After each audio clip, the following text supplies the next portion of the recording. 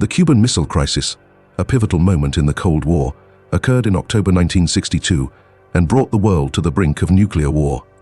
It began when the United States discovered that the Soviet Union was secretly installing nuclear missiles in Cuba, just 90 miles from the US mainland.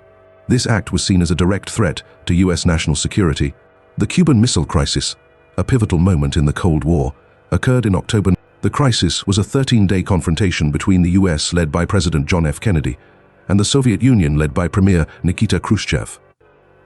The situation escalated rapidly, with both superpowers on high alert, ready to launch nuclear strikes. The US imposed a naval blockade, termed a quarantine, around Cuba to prevent further Soviet shipments of military equipment. Tense negotiations followed, with the world watching closely, fearing an outbreak of nuclear war. Ultimately, the crisis was resolved when Khrushchev agreed to remove the missiles in exchange for a US pledge not to invade Cuba and the secret removal of US missiles from Turkey. The Cuban Missile Crisis is often cited as the closest the world has come to nuclear conflict, and it had a lasting impact on international relations, leading to the establishment of a direct communication line between Washington and Moscow, known as the Hotline, to prevent future crises. Before the Cuban Missile Crisis, several key events set the stage for the confrontation between the United States and the Soviet Union. Cuban Revolution, 1953 to 1959. Fidel Castro led a revolution that overthrew the US-backed dictator Fulgencio Batista in 1959. After coming to power, Castro established a socialist government and increasingly aligned Cuba with the Soviet Union, which heightened tensions with the United States. US-Cuba relations deteriorate. The US was initially unsure of Castro's intentions, but soon grew concerned as he nationalized American-owned businesses in Cuba and sought closer ties with the Soviet Union. In response, the US imposed an economic embargo on Cuba in 1960. Bay of Pigs invasion 1961. In April 1961, the US backed an unsuccessful invasion of Cuba by Cuban exiles in an attempt to overthrow Castro's government. The Bay of Pigs invasion was a significant failure for the US and embarrassed the Kennedy administration. It also pushed Castro further into the Soviet orbit as he sought protection from future US attempts at regime change. Operation Mongoose, 1961 to 1962. Following the Bay of Pigs, the Kennedy administration launched Operation Mongoose, a covert operation aimed at destabilizing Castro's regime through sabotage, economic warfare, and assassination attempts. This only increased Castro's fears of another US invasion. Soviet-Cuban alliance strengthens, fearing another US invasion and desiring to protect the newly established socialist state in the Western Hemisphere. Castro sought further military and economic support from the Soviet Union. In response, Soviet Premier Nikita Khrushchev began secretly sending military aid, including nuclear missiles, to Cuba in 1962. These events led directly to the Cuban Missile Crisis, as the presence of Soviet nuclear missiles in Cuba was a direct consequence of the escalating tensions and failed US efforts to overthrow Castro.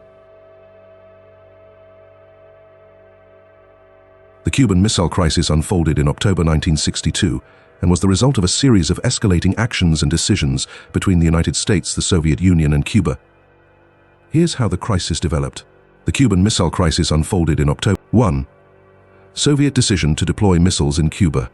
In the summer of 1962, Soviet Premier Nikita Khrushchev decided to secretly deploy nuclear missiles in Cuba. This decision was motivated by several factors. Strategic balance. The Soviet Union was concerned about the strategic imbalance with the United States, which had stationed nuclear missiles in Turkey close to Soviet borders. By placing missiles in Cuba, the Soviets aimed to level the playing field. Cuba's security. After the failed Bay of Pigs invasion in 1961 and ongoing US efforts to destabilize Castro's regime, Khrushchev wanted to deter future American invasions of Cuba by placing nuclear weapons on the island. 2. Discovery of the missiles. On October 14, 1962, a US U-2 spy plane took high-altitude photographs over Cuba, revealing the presence of Soviet missile sites under construction. The images showed medium-range and intermediate-range ballistic missiles, capable of reaching much of the continental United States. On October 16th, President John F. Kennedy was informed of the discovery, marking the beginning of the Cuban Missile Crisis. 3. Kennedy's response. After several days of intense deliberations with his advisors, Kennedy decided on a naval blockade of Cuba, which he termed a quarantine to avoid the implication of war. The blockade was intended to prevent further Soviet shipments of military equipment to Cuba. On October 22, 1962, Kennedy addressed the nation, revealing the presence of Soviet missiles in Cuba and announcing the quarantine. He demanded the removal of the missiles and warned that any nuclear missile launched from Cuba would be regarded as an attack on the United States, requiring a full retaliatory response. 4. Soviet reaction and negotiations. The Soviet Union initially denied the existence of the missiles, but as the US quarantine took effect, tensions escalated. Soviet ships approached the blockade line, but most turned back or slowed down to avoid confrontation. Behind the scenes, intense negotiations took place. On October 26, Khrushchev sent a private message to Kennedy, offering to remove the missiles in exchange for a US pledge not to invade Cuba. The next day, Khrushchev sent a second message, demanding the removal of US missiles from Turkey as well. The Kennedy administration decided to ignore the second message and respond to the first. 5. Resolution of the crisis. After further negotiations, a deal was reached on October 28, 1962.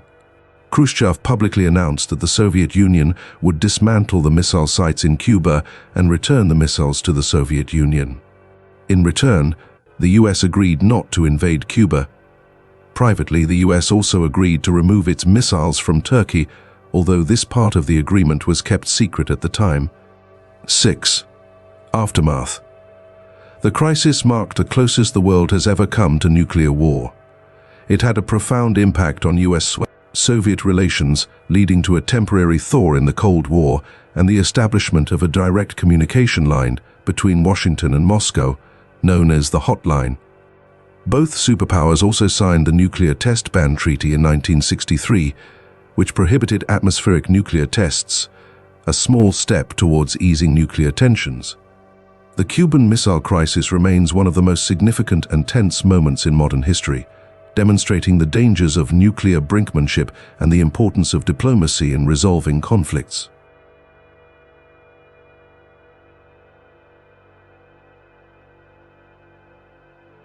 If the Cuban Missile Crisis had escalated into a full-scale nuclear war, the consequences would have been catastrophic, reshaping world history in ways that are difficult to fully comprehend.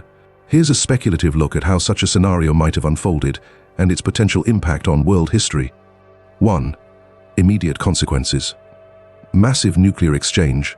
The United States and the Soviet Union would likely have launched a large-scale nuclear exchange, targeting each other's military installations, major cities, and strategic assets. The death toll could have reached tens or even hundreds of millions, with cities like Washington, D.C., New York, Moscow, and Leningrad being prime targets. Widespread destruction.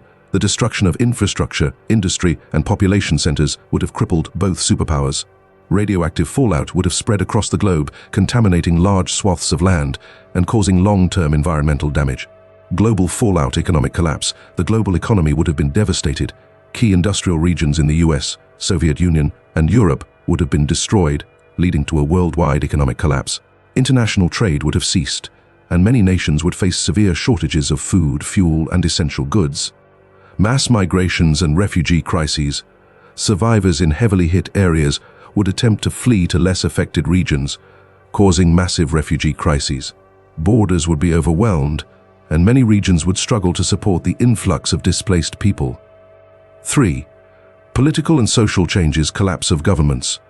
The governments of the US and Soviet Union could have been incapacitated or overthrown by the chaos, leading to the rise of new political regimes, possibly military or authoritarian in nature. Many countries around the world would have faced similar instability. End of the Cold War. Start of a new dark age. The Cold War, as it was known, would have ended, not with the ideological victory of one side, but with mutual destruction. The world might have entered a new dark age, with surviving nations struggling to rebuild amidst the ruins of civilization. 4. Long-term effects. Environmental impact. The widespread use of nuclear weapons could have triggered a nuclear winter, where massive amounts of soot and debris thrown into the atmosphere blocked sunlight, leading to a significant drop in global temperatures. This would have caused crop failures, widespread famine, and the collapse of ecosystems. Human health crisis. The survivors of the initial blasts would have faced severe health crises, including radiation sickness, cancers, genetic mutations, and psychological trauma. Future generations would have been affected by birth defects and other long-term health issues. 5. New global order rise of non-aligned powers. With the US and Soviet Union severely weakened or destroyed, non-aligned nations such as China, India, and Brazil could have emerged as new global powers. These countries, if less affected by the war, might have taken on leadership roles in rebuilding the world. Shift in ideological power. The ideological battle between capitalism and communism might have been replaced by a struggle for survival and reconstruction. The concept of superpower dominance could have become obsolete, with regional powers or even global organizations attempting to prevent further conflicts and manage the rebuilding efforts. 6. Cultural and philosophical shifts. Global anti-war movement. The horrors of nuclear war could have led to a powerful global anti-war movement, with surviving populations demanding the complete abolition of nuclear weapons and greater efforts to prevent future conflicts. International cooperation could have become a central focus of global politics. Cultural reflections on human fragility, art, literature, and philosophy would have been deeply influenced by the trauma of the war, with a focus on themes of human fragility, the dangers of technological hubris, and the need for humility and cooperation in the face of existential threats. 7. Technological and scientific regression, loss of knowledge, the destruction of educational institutions, research facilities, and libraries would have set back human knowledge and technological progress by decades or even centuries. The world might have regressed technologically, with a focus on survival rather than innovation. Slow rebuilding process. The process of rebuilding civilization would have been slow and arduous, with surviving nations prioritizing basic needs like food, water, and shelter over technological advancement. In this alternate history, the Cuban Missile Crisis would have marked a turning point, not just in the Cold War, but in the entire trajectory of human civilization. The world as we know it might never have recovered from the devastation, leading to a profoundly altered and possibly dystopian global landscape.